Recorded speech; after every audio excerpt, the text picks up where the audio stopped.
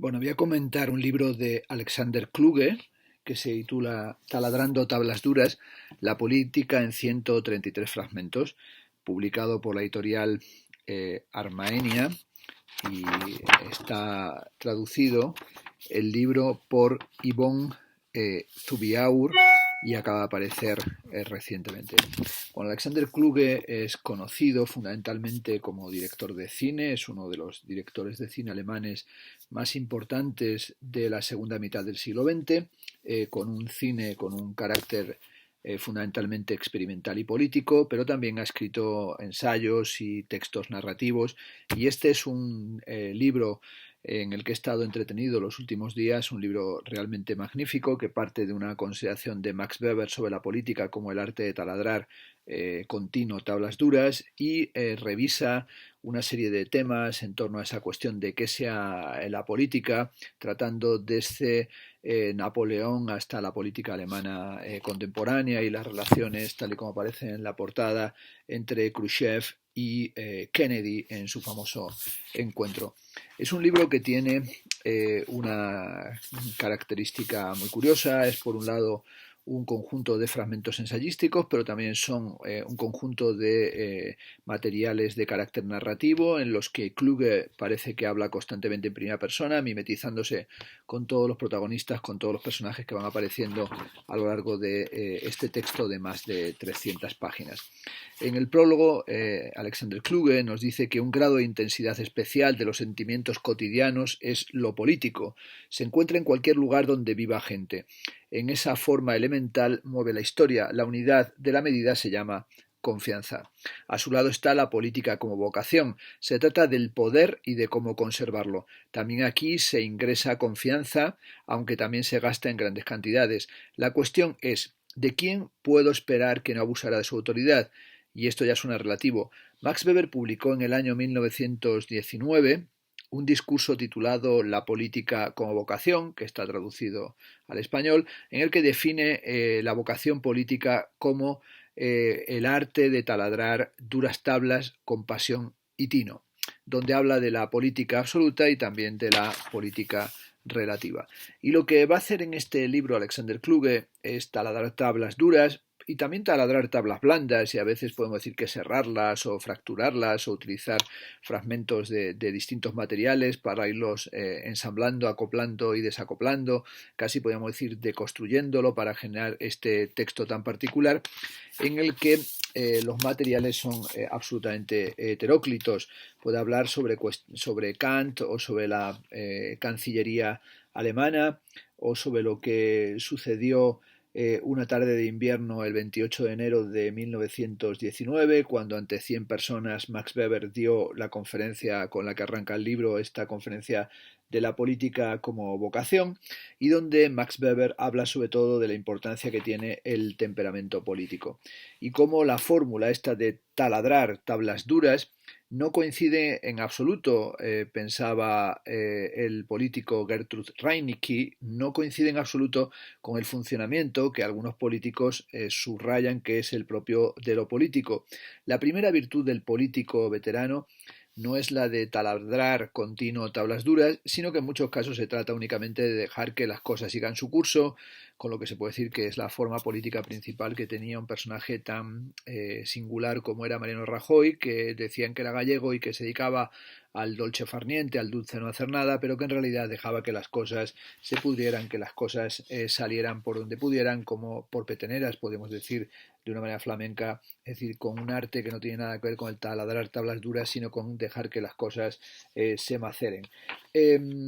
También, por ejemplo, en el libro hablando sobre la doctrina de la mano invisible, sobre la importancia que tiene para comprender la política contemporánea de la inteligencia en enjambre, ¿no? Así en la página 24 se nos dice que en los últimos 700 millones de años de evolución la vida se ha ido refinando como una inteligencia en enjambre. El darwinista Fred Ockham planteó en el Congreso de Ottawa la tesis de que nada en toda esa inteligencia de enjambre tendría una justificación altruista o colectiva, y es que la variada conducta de los animales, perceptible ya en cuanto concurren más de tres animales, se basaría en tres sencillas reglas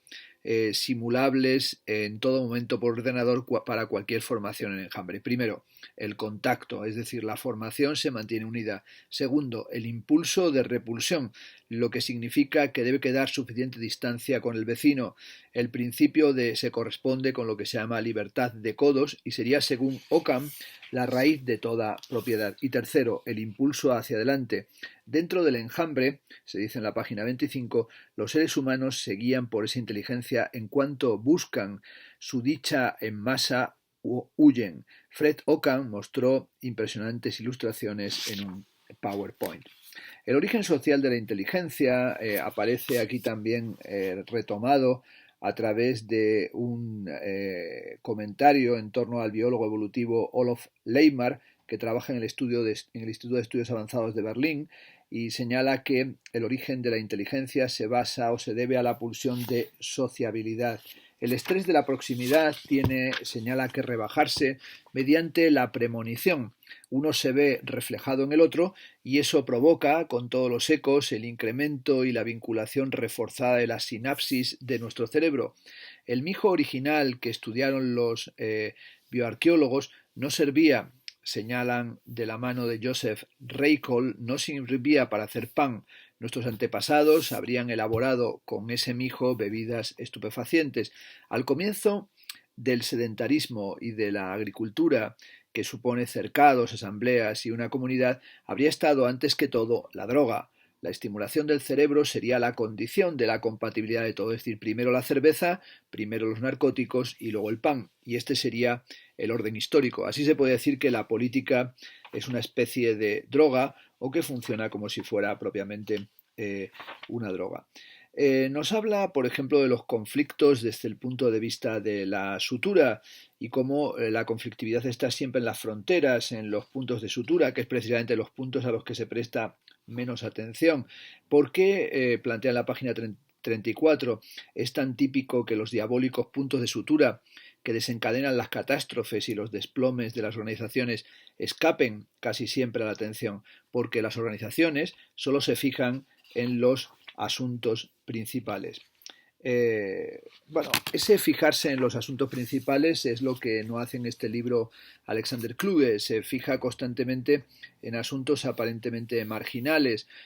bueno, marginales, pero también incluso marginales de figuras centrales, como sería Jürgen Habermas, con el que mantiene desde hace años un intenso diálogo Alexander Kluge. Por ejemplo, cuando nos presenta a Jürgen Habermas tomando notas el 7 y el 9 de mayo de 2010 en torno a las crisis del capitalismo financiero y sobre todo al retraso del Banco Central Europeo a la hora de reaccionar frente a la crisis y sobre todo a la crisis que venía desde la caída del hundimiento del banco Lehman Brothers y sobre todo la pregunta que se planteaba Habermas de cómo se podía dar una oportunidad para lo político si semejantes hechos como era la crisis del capitalismo financiero se ocultaban en todo momento y pillaban desprevenido a los políticos y sobre todo cómo eran incapaces de tomar decisiones ante acontecimientos catastróficos de tal magnitud. Esa cuestión de la decisión política, incluso de la climatología en la que se despliega la decisión política, es algo muy interesante en el libro,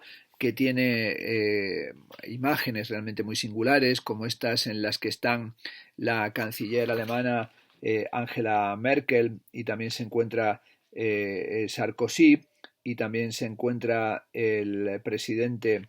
ruso y sobre todo es muy curioso porque se ve en esta fotografía cómo de repente ha aparecido un asistente y está colocando al líder ruso del que dicen que no se ha dado cuenta que su chaqueta está demasiado entallada y que los pliegues del pantalón están planchados demasiado rígidamente. Bueno, hay una capacidad para el análisis de los detalles, para la puntualización, podríamos decir en el sentido bartesiano, en el texto de Alexander Kluge, que hace que sea un texto, como digo, narrativo, ensayístico, reflexivo, realmente fascinante y sobre todo la capacidad que tiene para ir analizando la política contemporánea sobre el telón de fondo de la cuestión del liderazgo y del carisma y cómo se va reblandeciendo ese carisma progresivamente y sobre todo en el momento en el que el fenómeno de lo político aparece como un fenómeno que se está desplazando continuamente, como si estamos sometidos únicamente a una suerte de destino catastrófico, un fatum, un destino contra el que nadie podría intervenir. Así hace constantemente alusiones a la etología o la zoología, a la biología o al análisis, digamos, neodarwinista, por ejemplo, en el fragmento que se titula El retorno de los lobos, en el que habla de cómo dos lobos han cruzado la frontera suiza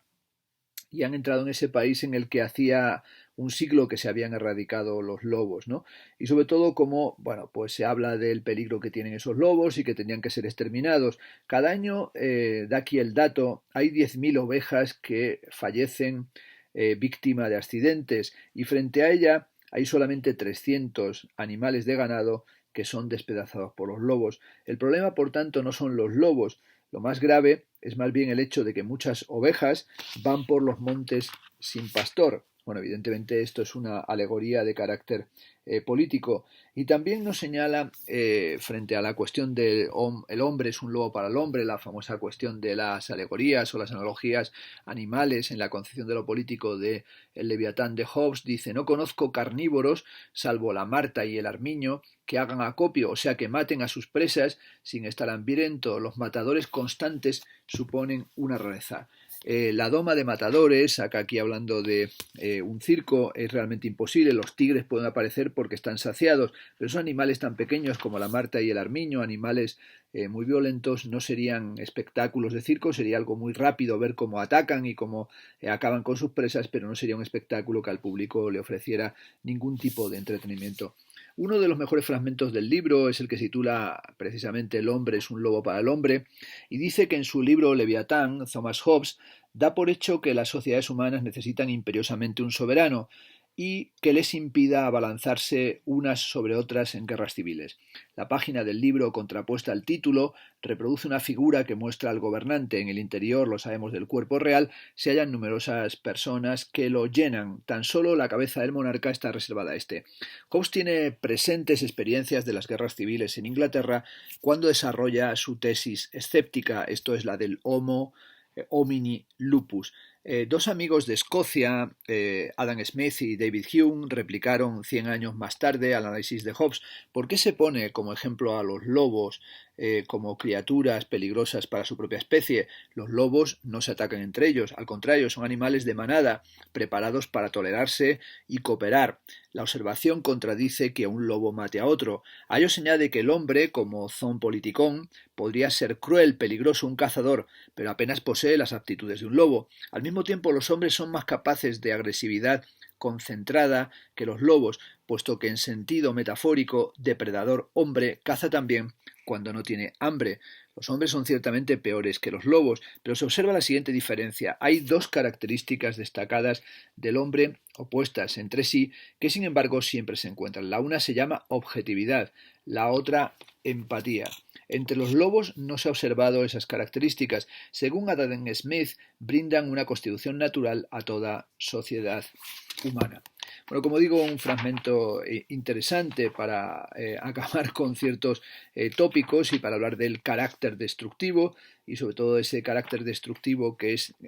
algo de lo que ya hablaba Benjamin, pero que también ha ido apareciendo en los militares y en las figuras políticas contemporáneas y sobre todo en la constitución del empresario actual y en la política depredadora que es propia de la economía espectral y efectiva de la que ya hablaba en cierta medida Carlos Marx, ¿no? Que no prestó atención al hundimiento del banco neoyorquino Jay Cooke Co. el 18 de septiembre de 1873 porque lo que le interesaba a Marx era la producción y sobre todo a este asunto también le dedica una cierta atención cuando habla del sistema de auditorías o de la forma del capitalismo financiero contemporáneo o también del papel que tiene China y los Estados Unidos en esta nueva forma de comprender las ganancias y las pérdidas en la nueva tradición y articulación de la política y también el tipo de mensajes que se lanzan en la forma contemporánea de la política del registro. Uno de los asuntos que aparece constantemente a través del libro es el de ciertas figuras carismáticas y también tiránicas y violentas y funestas, como sería el caso de Hitler, que aparece en muchos momentos, y también las meditaciones que hace en torno a Napoleón Bonaparte, ¿no? Cuando habla del capítulo que se titula Tensión de los nervios del estómago visible en la actividad labial de Speer, de Albert Speer y de Hitler durante una inspección de armas, y sobre todo del síndrome de Verständigen y de esa dimensión de Hitler como una especie de bancarrotista del tiempo y alguien que va somatizando la propia condición de su ejercicio delirante y de las formas del poder a través de las cuales desplegó toda la violencia que supuso el Tercer Reich. También va analizando aquí cómo son los modelos de transformación de la sociedad y cómo se va articulando toda esta dimensión de la historia y de la historia universal, cuando por ejemplo Hegel calificó a César, a Napoleón y a Alejandro de Macedonia, los calificó como gerentes del espíritu universal. Y se planteaba Arno Smith en qué consiste esa gerencia. Tal vez el único gerente habría sido Alejandro Magno, que tuvo una concepción gerencial del poder, y los otros en realidad parece que no la tuvieron propiamente. Uno de los capítulos, el siguiente del libro, se titula Un zumbido de lámparas anímicas, jacobinos volando en globo hacia la luna, y en esta parte de los jacobinos es una meditación que parte de el nuevo Dédalo de Jean-Jacques Rousseau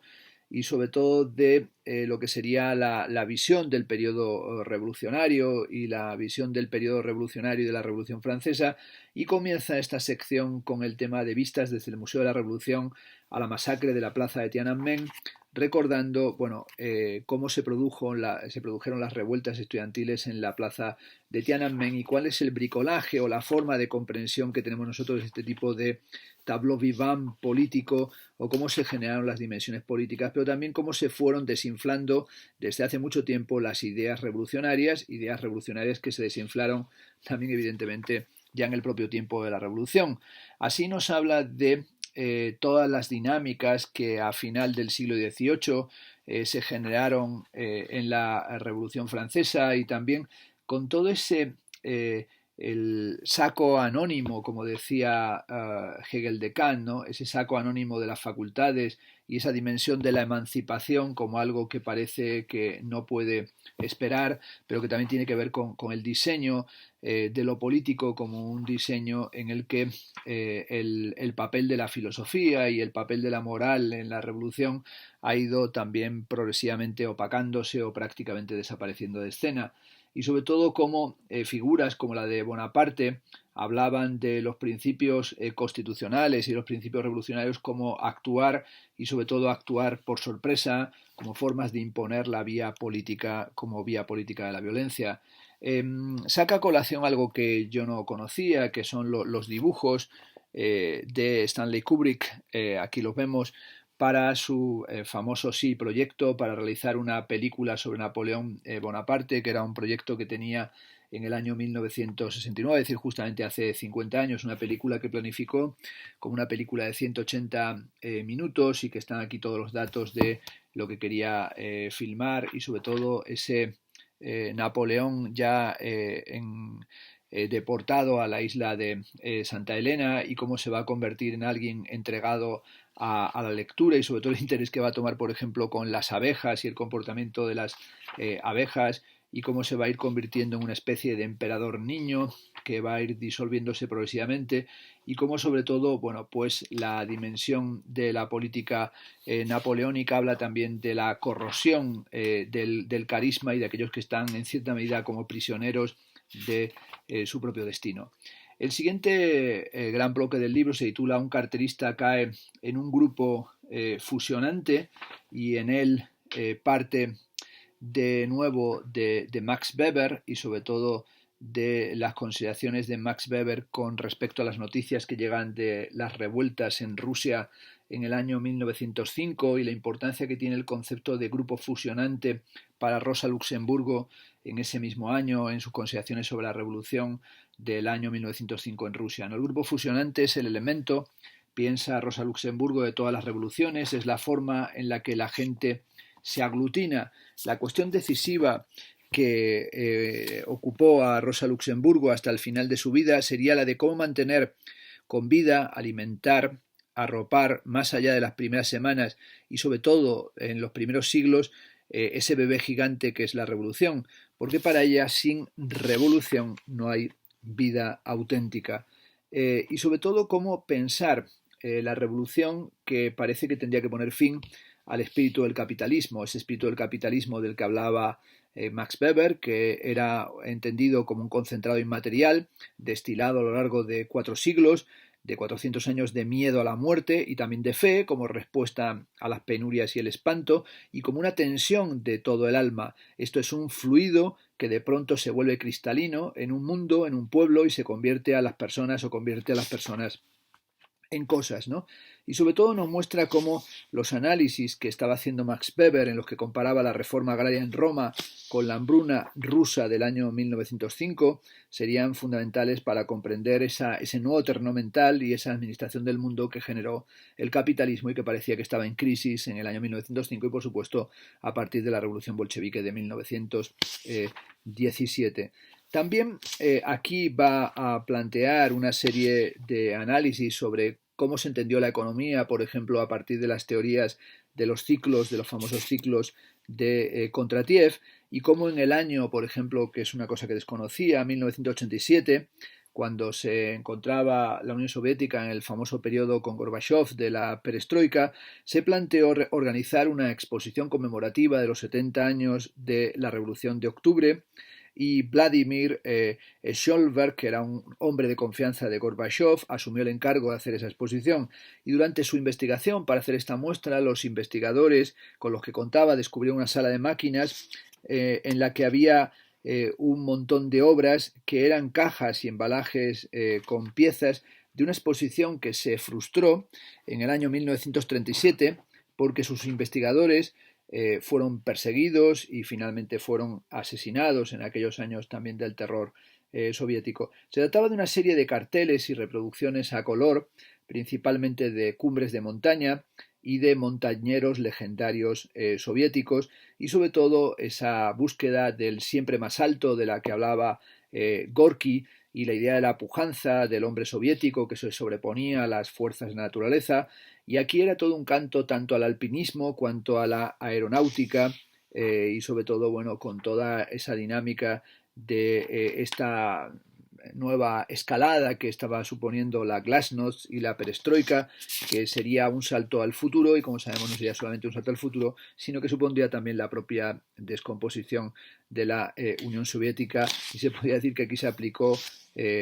sin ganga ni desperdicio la noción de destrucción creativa de la que hablaba Schumpeter con respecto al capitalismo. Bueno, aquí también en fragmentos maravillosos, como uno que dedica a la novia Chernobyl, pues nos recuerda cómo en Chernobyl, cuando se produjo la famosa avería y la explosión del reactor 4 el 26 de abril de 1986, cuando la ciudad es evacuada, no desmantelan una noria, y como esa noria de Chernobyl es como el testigo mudo de la ruina paisajística, pero también el símbolo de un paisaje humano absolutamente arrasado. También va a plantear aquí toda esa dimensión de lo que era aquella Unión Soviética, del vuelo, ¿no? La Unión Soviética que consigue poner en el espacio al primer hombre, a Yuri Gagarin, el primer hombre que rodeó la Tierra, que orbitó la Tierra, y cómo todo ese gran vuelo de la revolución finalmente conduce a un mal aterrizaje, cuando no a un estar perdidos completamente en el espacio. También dedica aquí unas páginas brillantísimas a toda una especie de ficción, pero también como una ficción histórica, en torno a un traductor del encuentro que está en la portada, como hemos dicho, entre Nikita Khrushchev y John Fitzgerald Kennedy, y cómo ese encuentro, pues resulta que uno de los traductores sería un espía que estaría al servicio de los alemanes, y entonces tenemos aquí como los documentos de las notas que va tomando ese espía que está haciendo las traducciones de Khrushchev y en su relación con John Fitzgerald Kennedy, y cómo están pues en una serie de conversaciones casi de besugos y más que nada afectados por el clima y por el aire acondicionado que otra cosa, y es el encuentro de dos políticos de caracteres absolutamente antagónicos, y cómo finalmente Khrushchev le pide a Kennedy que le acompañe a su habitación, y allí crea Alexander Kluge una escena maravillosa en la que Khrushchev le dice a Kennedy que él no puede liberarse de su sombra, que él lleva su sombra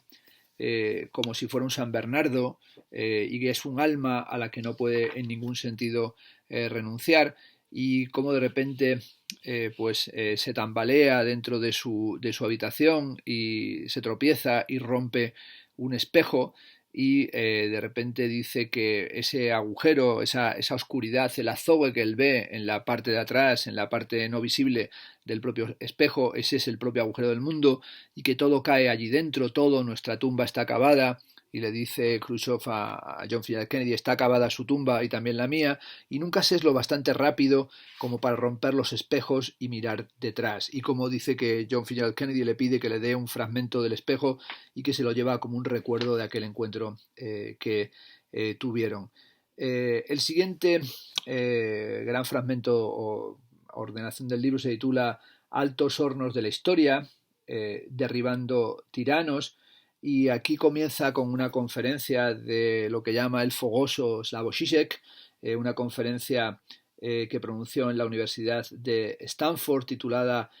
Convergencia de orden y caos en la oposición entre ilustración y modernidad, y en ese congreso impartió la conferencia Los altos hornos de la historia, en la que partía del círculo de Quiental del año 16 y del irreversible impulso revolucionario del grupo espartaquista desencadenado por el estallido de la Primera Guerra Mundial, como algo que le interesaba, como un movimiento opuesto radicalmente al futurismo. Es decir, aquí insiste de nuevo Alexander Kluge en la importancia que tiene la idea del hombre que vuela, del homo volans, de esa dimensión del vuelo, y también cómo nos encontramos en una época de franca aceleración del tiempo, y cómo es una época de aceleración del tiempo que se tiene que entender también en relación con los procesos revolucionarios, ¿no? Y también en relación con procesos de transformación y de paradigmas y de cambio de comprensión del mundo, como serían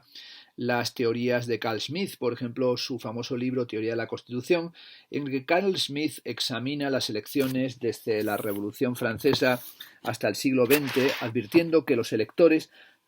siempre confirman con su voto lo que la realidad y las circunstancias ya han impuesto, es decir, que solamente apoyan algo que ya está totalmente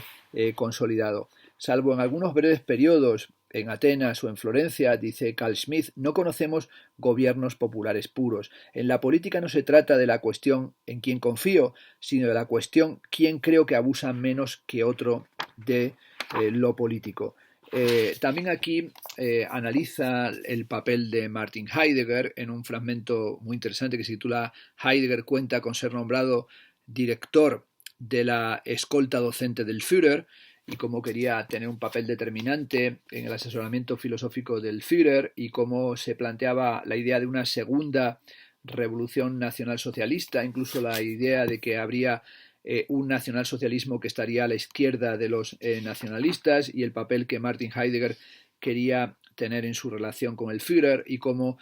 habían quedado en tener en una ocasión un encuentro, y aquí pues se relata cómo aquel encuentro no se pudo producir por una cuestión de intendencia, porque se cambió la locomotora de un tren, y Heidegger quedó francamente pues muy ofendido, y sobre todo vio como ahí se truncaban sus esperanzas en convertirse en ese director del Führer, en ese director filosófico del Führer, ¿no? Y sobre todo con un tipo de aproximación entre los dos que no estaba planteado como una situación de maestro o de maestro y discípulo, de docencia, sino también como una especie de diálogo en el que se estuvieran entrecruzando lo que llama aquí los secretos del siglo, una guía filosófica no especializada en la que al Führer le suministraran, dicen aquí, algo de Schelling, Leibniz y Nietzsche, pero sin citarlos, pero como de repente pues Heidegger no se encuentra con Hitler, y de hecho a partir de los años 30 va a ir convirtiéndose progresivamente en persona non grata, y su idea de introducir un giro filosófico revolucionario en el nacionalsocialismo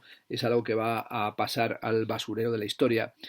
También va a analizar esta idea de los altos hornos del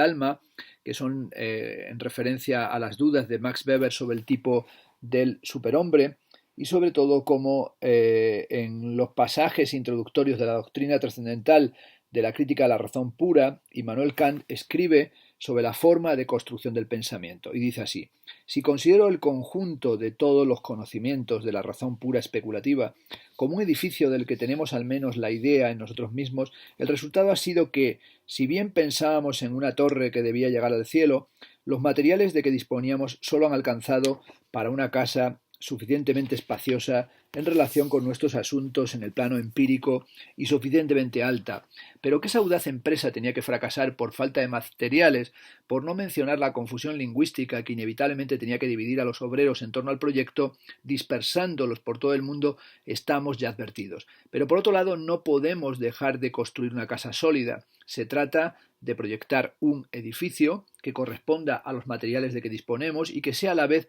conforme a nuestras necesidades. En este sentido, trataremos de una disciplina, un canon, una arquitectónica de la razón pura. Bueno, es un tema que me interesa, esta idea de la arquitectónica de la razón pura, también aunque sea para pensar una desarquitectura de las razones mestizas o de las razones impuras, y esta especie de visión casi de la construcción de la Torre de Babel y de cómo la crítica de la razón pura permitiría finalmente edificar ese espacio del pensamiento y del conocimiento que nos orientaría en el seguro camino a la ciencia, es el gran proyecto kantiano, ¿no? Y como aquí Alexander Kluge dice que el ser humano en nuestro tiempo, según Max Weber, ha retraído su fe candente al corazón y ahí la puede fundir en una disciplina cotidiana que es la disciplina del trabajo, esto es, de la laboriosidad industrial. Y sería esa la laboriosidad la que nos convierte en los que hemos construido una torre del trabajo dentro de nosotros. Y aquí se crea la idea de los altos hornos del alma como un superhombre, que en realidad es aquel que pertenece a la propia maquinaria del trabajo en el tiempo industrial. Bueno, la cuestión que le está guiando constantemente es que ¿cuál es el carácter político y cuáles son las formas de la aritmética del poder, de esta política contemporánea que es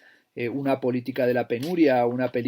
política de la absoluta ausencia de la política, en la que, por ejemplo, también figuras carismáticas como la de Mussolini se convierten al final de sus días en un completo zombie, ¿no? Tiene que un fragmento que se titula Un expoderoso traspasa a determinada hora la delgada superficie de la realidad institucional y se queda fuera de ley. Nos habla de los últimos días, de los últimos momentos de Mussolini, cuando intenta en Milán que el cardenal de Milán le proteja y como finalmente sale de Milán, intenta escaparse protegido por los suyos y finalmente es atrapado y es asesinado, ¿no? Y están ahí las famosas imágenes de Mussolini y su amante colgados cabeza abajo en ese gesto de ofensa in effigie, ¿no? Y de cómo esa dimensión de colgarles boca abajo nos recuerda a la carta del infame, ¿no? A la carta del colgado. Y sobre todo cómo esa dimensión de este futurista, ¿no? Y de este fascista que venía a encarnar el superhombre, finalmente se va a convertir en un cadáver, en un guiñapo arrojado a las calles. El siguiente gran fragmento del libro se titula Los pies en el suelo a través del vientre y habla de la erupción de la política y del son politicón y cuál es el sentimiento del derecho que aparece como una especie de equilibrio, un equilibrio que tiene algo de equilibrio acústico, de equilibrio que entra a través del oído y también toma aquí, como siempre con su perspicacia, para hablar de la política un caso aparentemente anecdótico que sería el de los famosos mineros chilenos que quedaron atrapados en una mina en el desierto de Atacama cuando se produjo un hundimiento y como 33 mineros atrapados allí pues fueron rescatados después de días y días de perforación y eso fue en el gobierno de Piñera y fue retransmitido planetariamente y cómo se llamaron a muchos especialistas y sobre todo allí cómo se planteaba el debate de qué tipo de sociabilidad, qué tipo de sociedad, qué tipo de comunidad o de articulación política se iba a producir en aquellos mineros que vivían bajo tierra y cómo para sobrevivir necesitarían de un líder y quién finalmente sería el líder y es una especie como de ciencia ficción sociológica pero al mismo tiempo como de experimento de laboratorio, experimento crucial y sobre todo la cuestión de si hay un fundamento de la fraternidad que se encuentre propiamente en la desgracia o cómo al pasarnos una catástrofe surgen o no sentimientos de fraternidad y cómo aquí se dice que en realidad la desgracia no genera fraternidad sino que en la desgracia a veces se puede acentuar la catástrofe y los sujetos pueden terminar masacrándose. y cómo en el fondo aquí lo que se está tratando es la cuestión de la política y del sistema de lo político, y así una cita de Niklas Luhmann que dice: a un sistema no le importa lo que queda fuera del sistema. Y este taladrar tablas duras de Alexander Kluge es buscar aquello que está en los bordes del sistema y sobre todo en aquello que ha quedado en los bordes del sistema, en las narrativas o en las narraciones absolutamente estructuradas, totalmente racionalizadas, absolutamente apodípticas y absolutamente logicistas frente a estos fragmentos o estas constelaciones de pensamiento que él va desarrollando, que en algunos momentos se acercan a problemáticas que son muy cercanas a su práctica de cineasta, como cuando habla del tipo de corrupción que reinaba en Alemania en relación con las financiaciones para las producciones cinematográficas, y también como figuras como la Giulio Andreotti desde el año 1952 lo que persiguieron fue, entre otras cosas, la destrucción de todos los vectores de crítica política en Italia y la persecución del Partido Comunista Italiano, pero también la destrucción del cinema nuevo, del cine nuevo. Y también como el peligro contemporáneo es el de que, si por un lado no hay carisma ni hay actos temerarios, en realidad nos encontramos en el más absoluto de los empantanamientos, y esta falta del carisma también tiene sus propios daños colaterales. Tiene un fragmento excelente, lo que llama el mordisco en el cuello político, sobre la muerte de Saint-Just, y como a Saint-Just, el famoso día en el que fue a dar un discurso, apareció Tallien corriendo y el conspirador impidió que diera aquel discurso en la convención, y cómo finalmente esto hizo que Saint-Just y Robespierre fueran derribados y finalmente ejecutados, y cómo los jacobinos tuvieron que acabar con algunos de los líderes políticos de aquel momento y destruir aquel poder que también tenía un carácter transformador, un carácter revolucionario. Luego tiene un pasaje que se titula El concepto absoluto y el concepto relativo de política, que comienza con una cita de Michel Foucault, que dice que la política es la continuación de la guerra por otros medios, que es un claro détournement de la frase de la guerra de von Clausewitz. Y sobre todo, bueno, aquí va a analizar las formas de comprender las políticas del sueño, las concepciones políticas absolutas, o también la sorpresa que causó en el mundo la revolución de los claveles portuguesa del año 1964, y cómo se entendió la revolución de los claveles portuguesas como una especie de laboratorio de la experiencia política directa y que tuvo mucha importancia en la izquierda alemana, y también cómo las poliarquías y las heterotopías contemporáneas van generando enormes incertidumbres, y también le llevan a revisar, por ejemplo, a figuras como Mendes France y el papel que tuvieron en la política francesa y también en la conferencia de Indochina en Ginebra en el año 1954. El libro de Kluge, como digo, es sobre todo uno de esos libros que da un enorme placer, porque va fijándose en aspectos aparentemente marginales, pero que luego se revelan centrales, pero sobre todo que nos van como describiendo una especie de testamento, un obituario del Estado-Nación, sobre todo como el que escribiera Jürgen Habermas en el año 2010, cuando le daba la impresión de que lo político es un fénix y que está desapareciendo progresivamente, y que hay una ausencia completa de legitimación. Y sobre todo la pregunta que se hacía Jürgen Habermas en el 2010 de si existe una escala mundial del capitalismo total, o si nos hemos encontrado en un momento de absoluto cambio de paradigma, y cómo tendríamos que pensar la política contemporánea en un momento en el que estamos casi en aquella condición de Eneas, intentando buscar un nuevo territorio para fundar una ciudad después de la guerra de Troya, o a lo mejor somos Laoconte, viendo que tenemos y hemos recibido un regalo envenenado como el caballo con el que finalmente caerá la ciudad aparentemente inexpugnable, y cómo nos encontramos frente a las nuevas historias brutales,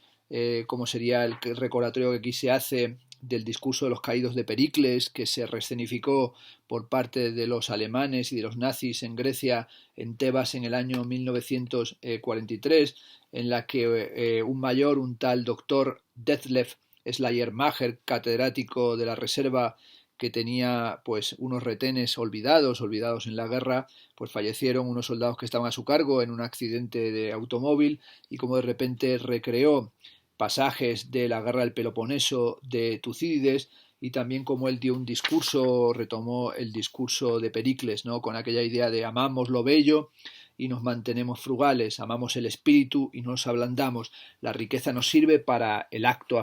efectivo, no para la palabra jactanciosa, y confesar la pobreza no es vergonzoso para nadie, vergonzoso es no evitarla activamente. Él también retoma el elogio del difunto Alcibiades por la Hetaira Timandra a partir de Carl Smith, a partir de el esbozo para un poema femenino de Carl Smith, y toda esa reflexión que hace Carl Smith sobre la virtud de la ataraxia y el equilibrio del carácter y la necesidad de mantenerse fiel a sí mismo, y cómo hay que mantenerse fiel a sí mismo cuando proliferan los psicofantes, y sobre todo como Timandra, la Hetaira, nos hablaba de Alcibiades como alguien que no era bueno ni fiel, pero que era rápido y era clarividente y cambió constantemente de chaqueta, y sobre todo como era una figura fascinante, y como la Hetaira va a decir que allí, delante del cuerpo despedazado del bello y del hermoso Alcibiades, que también había sido seducido por Sócrates, aquella Hetaira sabe que está fascinada, pero no encuentra palabras para articular un discurso, como acaso le sucedía al final de la Segunda Guerra Mundial al propio Carl Smith en relación con su experiencia y su relación con el nacionalsocialismo. Tiene también aquí un fragmento muy hermoso, Alexander Kluge, sobre Michael Serres, al que considera como uno de los últimos amantes del saber, recientemente fallecido, como sabemos, y cómo reivindicaba Serres la idea de que la naturaleza y sobre todo los mares tenían un poder tribunicio, y cómo el mar tenía un poder por encima de los seres humanos, y que tenía que tener el océano una representación legal, y la representación legal del océano sería no solamente la del mar, sino la de los no nacidos, la de los océanos, la de los elementos profanados, la del aire, la del suelo y la de la historia. Sobre todo el libro lo que nos va mostrando es cómo hay una serie de noticias inquietantes y también fascinantes de nuestro tiempo, en las que la mirada microfísica, podemos decir, pero también la mirada micrológica en el sentido adorniano-benjaminiano de Alexander Kluge, le va permitiendo saltar de un tema a otro sin necesidad de coser ni de ensamblar, sino dando fogonazos y creando a veces piezas verdaderamente diamantinas, como sucede con su reflexión en torno al artista Christos Sligenshev, con aquella ocurrencia barroca de filmar la putrefacción de una liebre para el tercer acto, el acto del Viernes Santo del Parsifal en Bayreuth, y como Christoph Sligenshev trató de mostrar por medio de esa corrupción, de esa descomposición del cuerpo de la liebre, con toda la importancia que tiene mitológicamente la propia idea de la transfiguración wagneriana, ¿no? Encontró un fragmento, este artista, de Walter Benjamin, El origen del drama barroco alemán, en el que Benjamin discute una metáfora difícilmente soportable de la vida cotidiana, a través del cuerpo de la liebre, de ese animal peludo que tiene dentro de sí ya la vida de los gusanos, y cómo sale a la luz el esqueleto como una naturaleza moribunda que forma su propia vida, y cómo se genera una imagen perturbadora, y cómo la intensidad, dice Benjamin, al abrirse camino de gusanos de distintos tamaños por el paisaje de ruinas, lo que hace es liberar a la propia liebre. No se veía en Bayreuth, en esta versión que hace este artista de ese pasaje wagneriano, no se veía la resurrección de la liebre, sino la reanudación de la vida, pero una reanudación a través de la putrefacción, una imagen difícilmente soportable. Recordemos que este artista, Christos Sligenshev, ganó la Bienal de Venecia, hizo el pabellón alemán, justamente el año en el que fallece, y aquí se hace una imagen, una narración del día de su funeral en la iglesia del Sagrado Corazón, y cómo después de haber hecho su famosa pieza, La Iglesia del Miedo, que fascinó a propios extraños en la Bienal de Venecia del año, si no me equivoco, 2011, pues cómo se producía el funeral de este joven artista y la imagen tan imponente de su féretro y del coche fúnebre que le llevaba para desaparecer para siempre. Y sobre todo cómo esa dimensión de ese funeral es también en cierta medida el propio funeral de la política, de una política que ya es casi únicamente un arte de la supervivencia, y también es una especie de arte de mantenerse a pie o de mantenerse a flote o a lo mejor de convertirnos en hombres que vuelan, en homo volans. El libro termina con una parte maravillosa que se titula Índice anotado, en el que va comentando algunas de las expresiones y de los términos que ha desplegado a lo largo del libro. Es en realidad como otro libro en sí mismo, la idea del homo volans, de la política como algo que determina exactamente al enemigo, recordando la famosa conferencia El concepto de lo político de Carl Smith, donde propugna la antítesis entre la política parasitaria y la política antagonista, sobre todo hablando de la política del caso extremo, distinguiendo entre hostis, que es el enemigo público y el enemigo político, y inimicus, que es el enemigo privado, que lleva algo semejante al odio, y cómo en 1945 se trataba para Carl Smith de determinar exactamente al enemigo al que me rindo, y para Smith este era el empleo correcto del término. Habla también de la Revolución Bávara, del homo compensator, de la relación entre subjetivo y objetivo, de el poder de lo fáctico, de la capitulación, de la política del destino, de la singularidad de la polis y sobre todo de la concepción griega de la ciudadanía, del estado de emergencia y de la ruptura de asimetría, de la generación de la esfera pública en el sentido de la visibilización y de la politización, es decir, de concentrar la atención pública en un punto clave, fuera esto Vietnam, la justicia o las leyes de emergencia o la lucha de clases, y sobre todo como esa dimensión de la generación de esfera pública como quiebra de la política secreta es fundamental, y también diría yo, es fundamental en las prácticas artísticas pretendidamente políticas. También habla de la bifurcación y sobre todo de la importancia que tiene esta expresión en los escritos de Michael Serres, para el que la cuestión de la encrucijada y el desvío son fundamentales, y en el curso de su análisis se puede remontar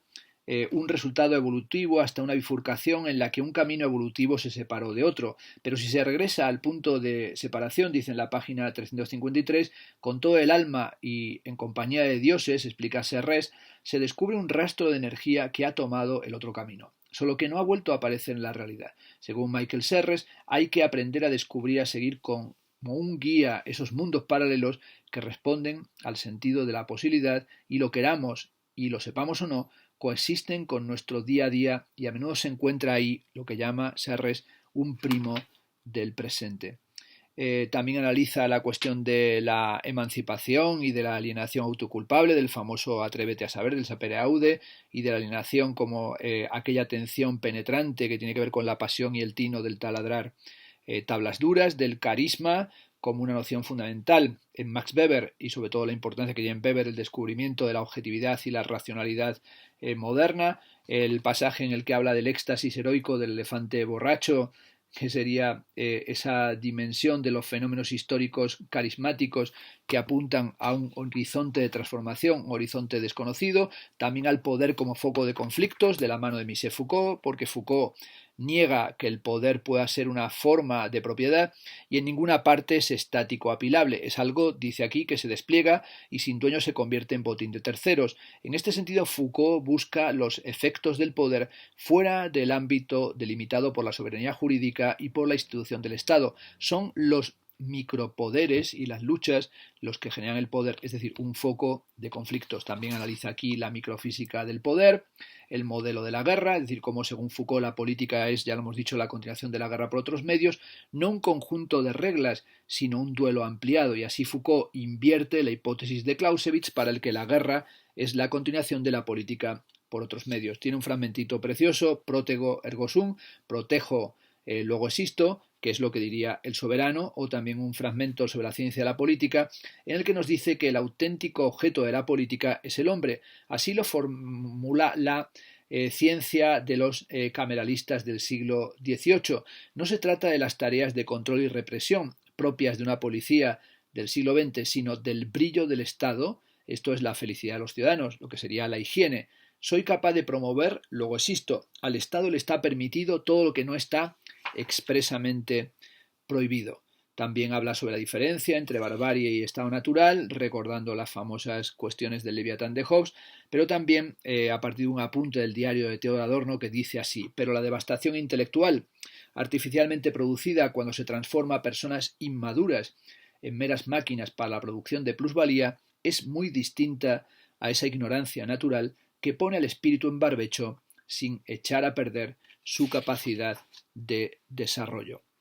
Bueno, también analiza la cuestión de la derecha y la izquierda del nacionalsocialismo, el papel de los burócratas políticos, no en el sentido peyorativo, porque no lo era así para Max Weber. Se trata del burócrata político como un planificador apasionado, y ese tipo resulta consumido por la política a la que dedica su vida y su idealidad. Como recuerda Ralph Dahrendorf, la palabra burocracia aún está intacta para Weber, el descubridor de la racionalidad gestora, o sea, el gobierno objetivo desde una oficina que designa la actitud moderna. También analiza la causalidad como factor político y el desprendimiento de la realidad de la política y las políticas de la indignidad o de la indignación de la gente, y sobre todo el momento en el que la realidad se desprende de la política en una especie de ira colectiva, y también la importancia que tiene el retorno de la política partisana o de la política del partisano. El último fragmento se titula La indestructibilidad de lo político,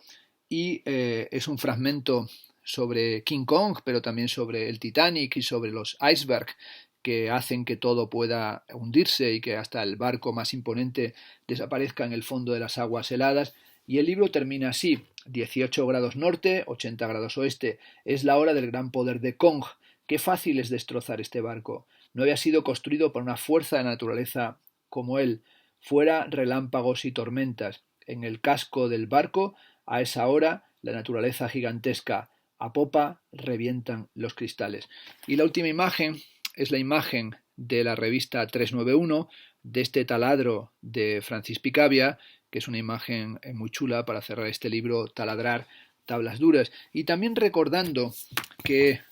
Walter Benjamin, que adquirió la famosa imagen que tantos ríos de tinta y tantos discursos y tantas conferencias, tantas tesis, tantos comentarios, tantas notas a pie de página, tanta hermenéutica desplegado, aquella famosa obra de Paul Klee, el Angelus Novus, que compra